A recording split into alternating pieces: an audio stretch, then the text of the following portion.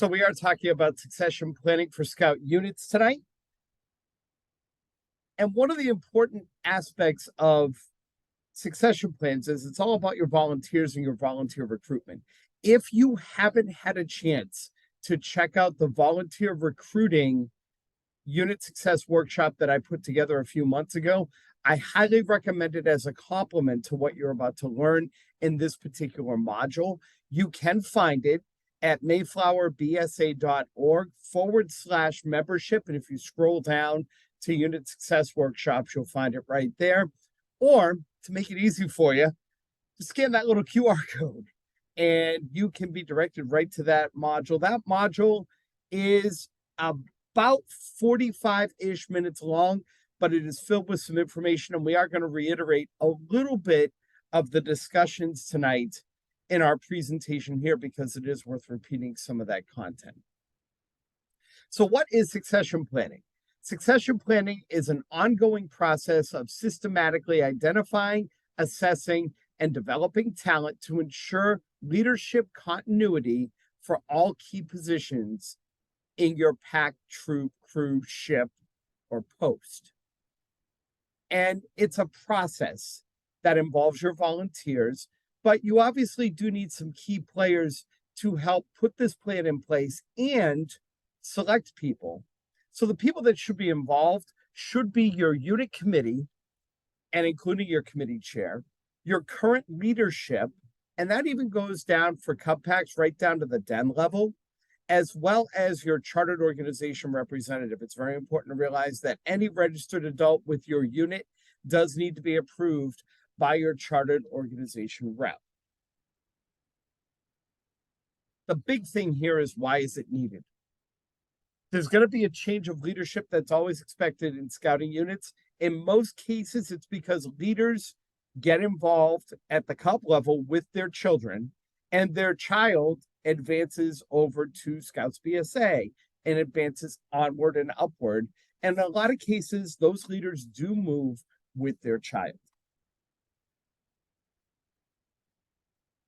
As you know, scouting is volunteer driven and professionally guided. And this is where we bring some of the elements of volunteer recruitment into this. One of the important things that we find is that an expectation needs to be set that every parent does something to help with the pack's success. They all don't have to be den leaders. They all don't have to be assistant scoutmasters. However, by establishing an expectation and an atmosphere where everybody is involved, scouting becomes a family activity for the entire family. And especially now that we've converted to family packs and family dens, that opportunity is a lot more relevant in our program. Use a family talent survey and have every new family complete one. In talking to some cup masters, I have found some that actually have their parents fill one out once a year. And part of the family talent survey, it's really important to have that because it'll allow you the opportunity to match the position to each personality or skill set of the parents that are involved in your pack or troop. You should not be just filling positions with bodies to just say you have someone, because it's the square peg in the round hole. You might have somebody who maybe isn't outgoing, but is maybe good with numbers. Putting them into a role where they're dealing with people, and maybe taking a people person and putting them as your treasurer, it might be better to switch those particular people around. And the family talent survey is a great way to be able to assess that. Another big thing when it comes to recruiting volunteers and recruiting adults is to make it a parent-only meeting. And having a parent-only meeting is a great way to communicate your expectation and establish a sense of community. Allow the parents to get to know one another a little bit more than the fact that they might be Billy's mom. Okay, you never know where those connections might lead. It also does give you the opportunity to explain the roles and the importance of parent volunteers and have their attention.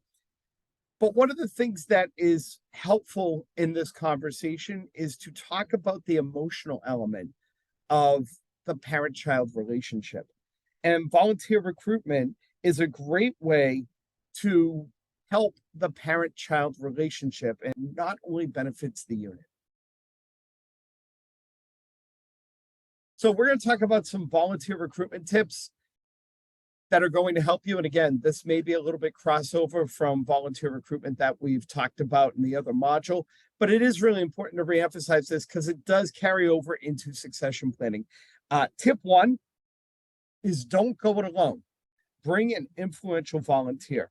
Bring someone who knows the person you're trying to recruit, but also understands the importance of how their skills are going to benefit your particular unit. It could be someone that they are working with or reporting to. And the second person is going to give you some support. And it's also going to enhance your credibility, especially if the person you're meeting with doesn't know you that well. So always have another influential volunteer with you when you're going to talk about recruiting. The second one is do this in person. A personalized approach does a few things. First of all, it shows that you are willing to, that you seek them out and that you want to work with them. And it also makes it really difficult for them to say no, especially when they're face to face. It also allows you to identify visual and audio cues that may be indicators that they're really excited about it or that they may be hesitant and that you might have to do a little bit more work in the conversation to do a little bit more convincing. So, for example, you look at body language, you look at tones, and see how comfortable they are with what you're talking to them about. Versus some other options. For example, doing a blanket announcement in a meeting. And if you think about it, your PAC meetings, you've got kids, you've got parents, and the parents are distracted by all the other things around them. So they're distracted with their kids. They're distracted with having conversations with some of the other parents. It's very easy for a blanket announcement at a PAC or troop meeting to get lost in the shuffle. And additionally, the phone, it makes it too easy for somebody to say no because they're not in your presence. There's distance. So try to stay away from doing a blanket call at a meeting or on a phone and do this in person. It shows a personal touch. And speaking of personal touches, provide a written description of the role that you are asking your volunteer to take within your unit. I even would go as far to recommend that in addition to giving them a sheet with a description, put a cover sheet on it and have the cover sheet say something to the effect of Cub Master position description, especially designed for Rob DeFazio, PAC 92's new, and maybe put that in parentheses, Cub Master. It may seem a little cheesy, but you know what? It shows that you put some effort into preparing something specific for that person. And one of the big things when we are being approached for stuff like this is to show that you put a little bit of extra care into it. Definitely is going to be extra points when it comes to a decision. Speaking of written position descriptions, where do you get them? Well, that's what this slide is for. These are QR codes for resources from Scouts BSA and from Cub Scouts, where you can go and find structure of PACs and troops and descriptions of all of the roles that you might be wanting somebody to fill within your unit. So feel free to take those down. We are recording tonight's session, so if you need to look them up again, but these are going to be really helpful because you literally can copy and paste and even edit. Maybe there's something in the description that comes from National that your Cub Master hypothetically doesn't do. And maybe that falls on somebody else within the unit. To have this library of resources available for when you're doing recruiting and succession planning is going to be really helpful. So the next tip is consider more than one candidate. In fact, you should have a minimum of 2 prospects for each position you're trying to fill. There's a couple of reasons for this. The first one is it allows you to compare candidates to see who's going to be the best possible person for the position. And the other thing is it's going to allow you to not appear like you're hanging all your hopes on that one particular candidate. So by having two, it gives you that opportunity. And I'll share a quick story here. Back in my earlier career, I had an opportunity to go to work for a competitor, and I wound up actually going there. But part of the reason why I was going there was when they sat down and they gave me my job description and they said, we are definitely interested in you. We think you're going to be a great fit for this. The last thing they said to me really kind of stuck out at me, and it didn't help 100% sway the decision because a lot of those pieces were in place, but it did ring out in my head when I went home that night. I asked if I could have a little time to be able to consider everything, and they said, absolutely. We'll give you a couple of days, and we hope it's you, but if it's not, it's no big deal. It's going to be somebody else if it's not you. And that really stuck out with me a little bit. And it's kind of one of those things where if you take it away, people want it more. So if you appear like you're not hanging your hopes, if you will, on this one particular person, and that you have other options, sometimes that does help, especially if it's not a good fit. But the other thing is it does attract people back a little bit. So bear that in mind. And tip number 5, and this one's a biggie. Remember, everybody, scouting is fun. Okay. Remember, if you look like you're having fun in your role, people will be more than likely to want to help you out. If you complain publicly and consistently about what you're doing in your role, then you're creating a bad impression of a couple of things. You're creating a bad impression of your role and the things that you've agreed to do. In some cases, people might perceive you as creating a bad impression about scouting, and they're not going to want to get involved. And we don't want that either. So it's obviously one of the things you want to put your best foot forward. You want to put the big smile on your face. But remember, this is fun, and it's about the youth. It's about our participants and making sure that we create something fun with them. And we're supposed to have fun too. So nobody wants to jump on board a sinking ship. So make sure your ship is fun and friendly, and everybody's going to be having a good time. And that's definitely going to help when recruiting volunteers. So now that we kind of have an understanding about volunteer recruitment, we're going to talk about a step-by-step approach when it comes to succession planning. And the first step is to identify your leadership roles. What are your leadership roles?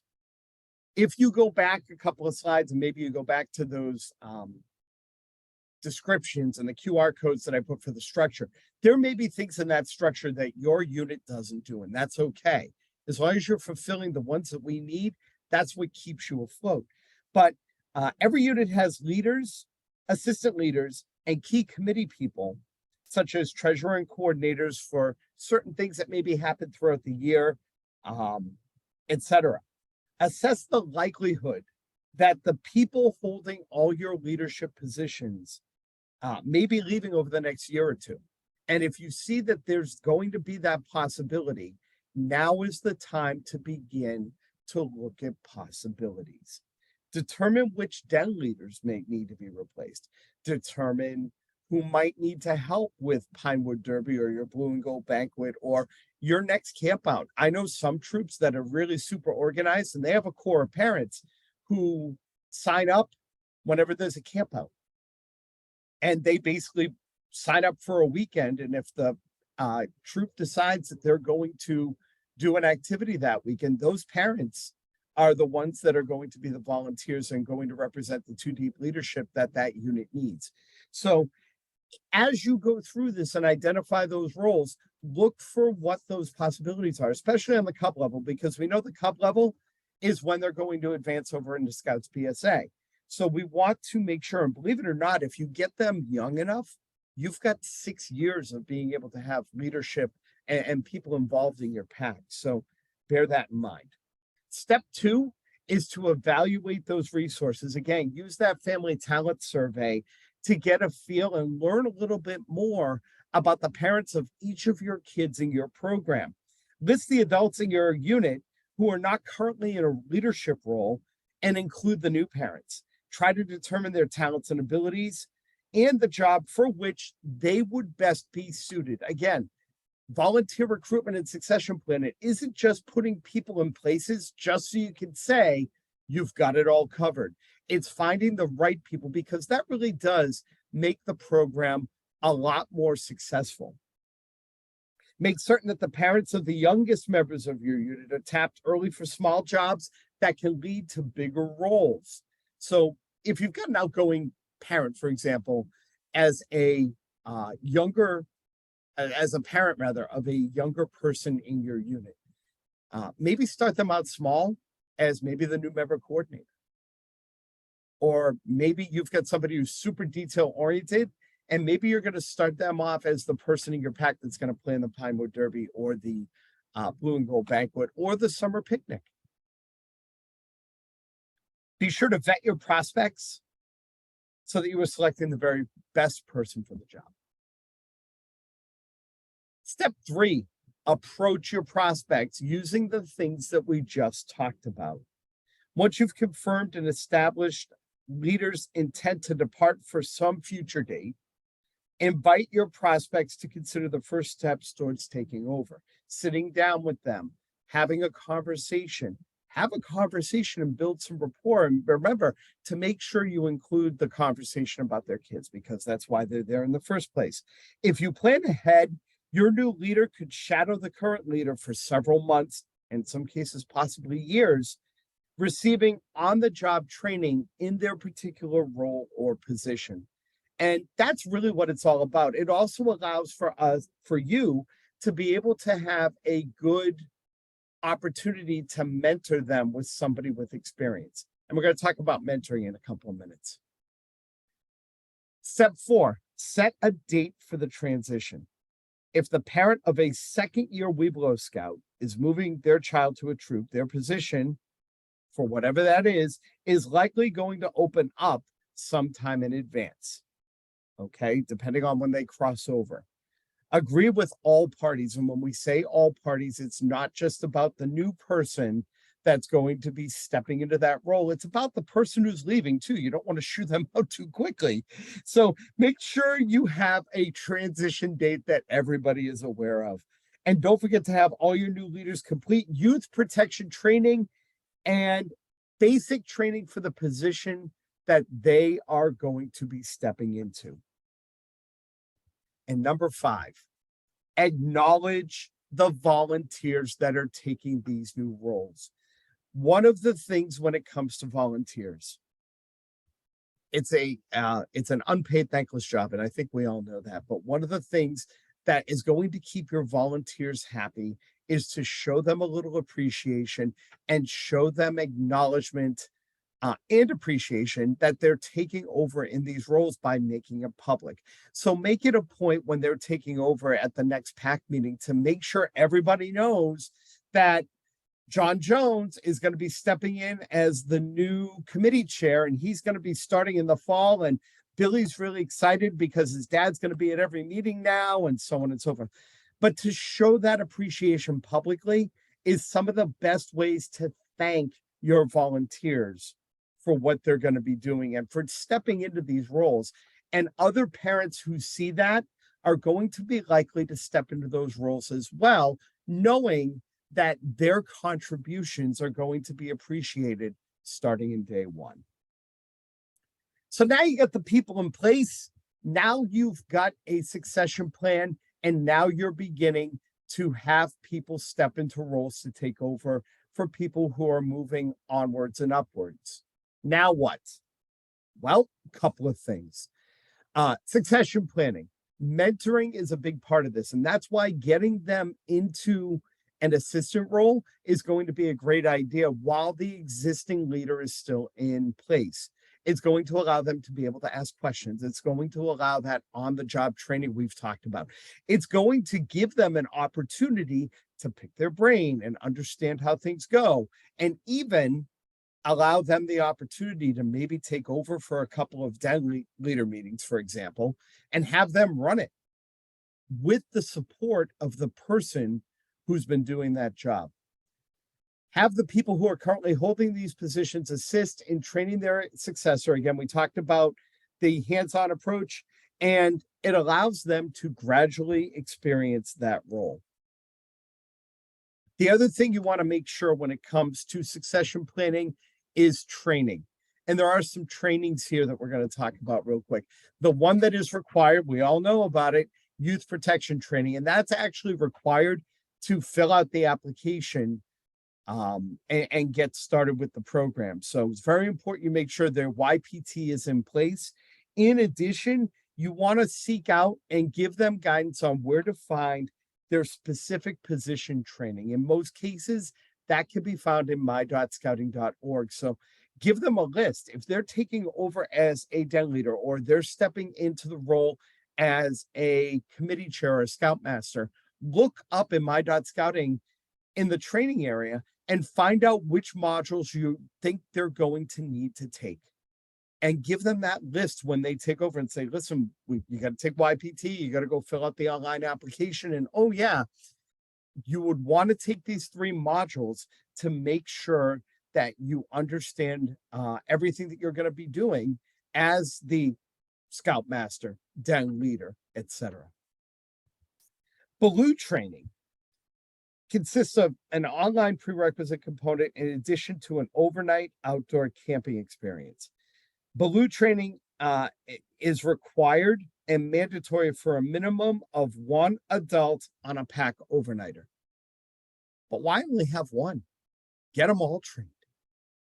Give them this opportunity.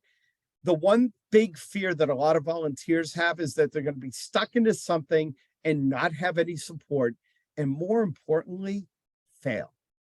If you give them all the tools in the toolbox that we have access to through my.scouting and all of the trainings that we offer council-wide, that's going to give them a feeling that they can be successful. And they're going to love doing that job a little bit more, knowing what they're doing. And the last one up here is Wood Badge. Wood Badge is an advanced national leadership course open only to scouting volunteers and professionals. And Baloo training has a lot of benefits. One of the big ones is a stronger unit. Anybody who takes it is going to make your scouting unit and your sons and daughters units stronger. So really important to have some strength here, and having a well-trained person in your leadership core is absolutely helpful. They're also going to understand with Wood Badge the what and why of scouting. They're going to have a deeper understanding of what scouting is and why we do it.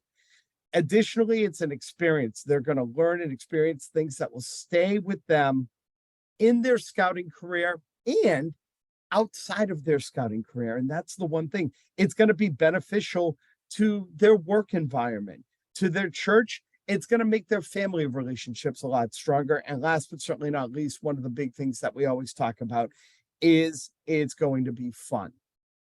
The one thing that isn't up here that I wanted to bring up is cross-training.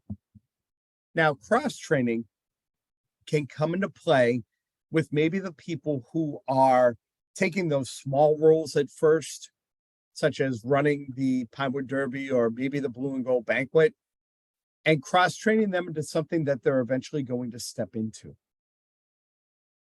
as far as a position goes. So training people in other unit-oriented positions can be beneficial when other opportunities open up, or in the case of you have to have a leader who maybe is having surgery and they're going to be out for a little while, and there's somebody that needs to be somebody to fill that role or that vacancy on a temporary basis. So don't discount cross-training. Always try to make those opportunities available. Again, we are busy running a scouting program, so it's understandable for that to get overlooked, but it's always something you want to consider as well. So with that being said, I think we've covered a lot of ground with succession planning tonight. Succession planning is key to the success of your units, because you're always now going to have an opportunity to ensure that you have leadership in place so that your unit, whether it's a pack, troop, ship, crew, or post, is going to have longevity. And that's one of the things we want council-wide. Thanks very much for attending tonight's workshop about succession planning. My name is Rob DeFazio. I am a membership and unit service executive with the Mayflower Council. If you have any questions about this topic, please feel free to drop me an email at robd@mayflowerbsa.org. Thanks again for attending and have a good night.